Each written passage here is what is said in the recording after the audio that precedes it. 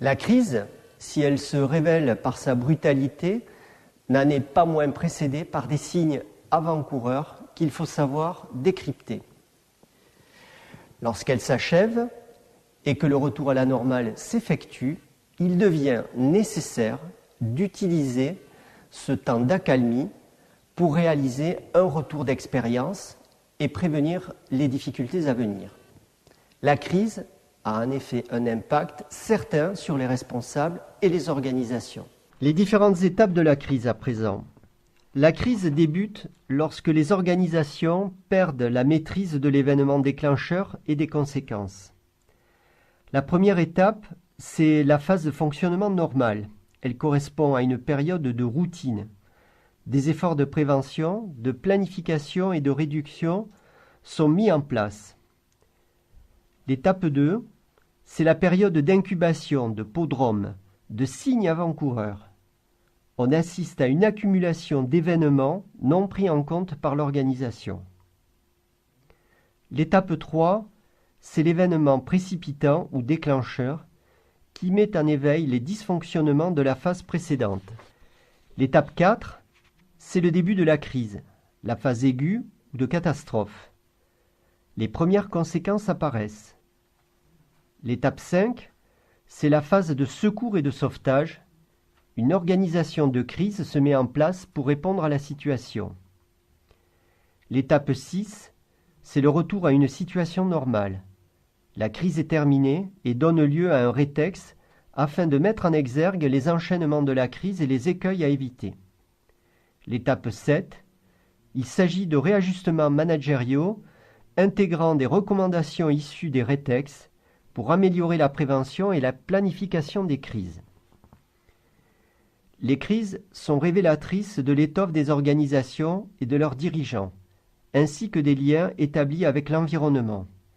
Ainsi, à la crise s'ajoutent parfois les conséquences de comportements inadaptés d'acteurs qui vont amplifier par leurs décisions les effets néfastes de la crise. L'homme concourt alors lui-même à la crise. Il peut y avoir par exemple un hiatus entre les représentations des acteurs et la réalité factuelle.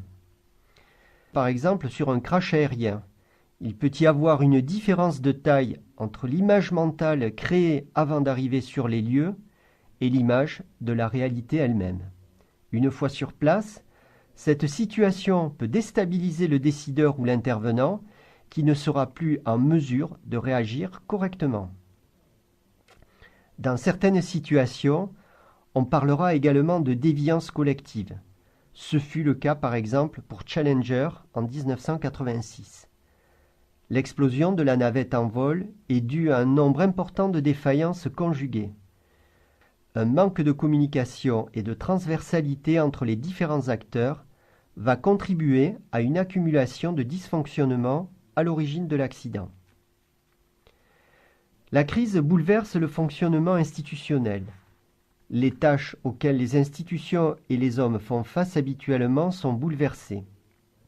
Les décisions prises dans les heures qui suivent le début de la crise sont essentielles car elles peuvent corriger partiellement la désorganisation, voire amorcer un début de restauration de la situation. Pour autant, les dirigeants ne sont pas à l'abri de manifestations de stress intenses, susceptibles d'occulter partiellement ou complètement leur capacité à réagir. Il en va ainsi de l'exemple d'un copilote qui, au cours d'un vol transatlantique, décèle un problème grave dû à une perte de carburant.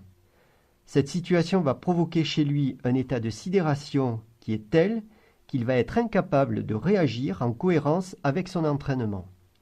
Le commandant de bord va heureusement pallier, mais non sans mal, cet état de fait. C'est le cas également d'un proviseur de lycée, confronté au suicide simultané de 2 étudiantes de son établissement qui s'étaient appelées par téléphone portable avant de commettre l'irréparable. Cette affaire déclenche une enquête de police en prévention d'une vague de suicides collectifs. Le proviseur est retrouvé à son domicile le lendemain, totalement prostré et incapable de réagir. C'est l'inspecteur d'académie qui prend alors la main pour faire face au désarroi des professeurs et des élèves et remettre de l'ordre au regard de la désorganisation causée par les événements. D'où l'intérêt de travailler sur les hommes, afin de les rendre moins vulnérables dans ces situations de tension. Platon disait à ce sujet « Ce ne sont pas les murailles, mais les hommes qui font les remparts protecteurs de la cité. » La dimension humaine constitue toujours la clé du succès. Il faut apprendre à détecter les erreurs et à les corriger. Les acteurs découvrent ainsi les écarts existants entre leurs intentions et les conséquences de leurs actions. Cela leur permet de transformer leur expérience en compétences pour l'avenir. Il faut aussi vaincre les résistances à la communication. Ce travail ne va pas forcément de soi, surtout s'il y a sous-jacent le risque d'une sanction ou la mise en cause de responsabilités.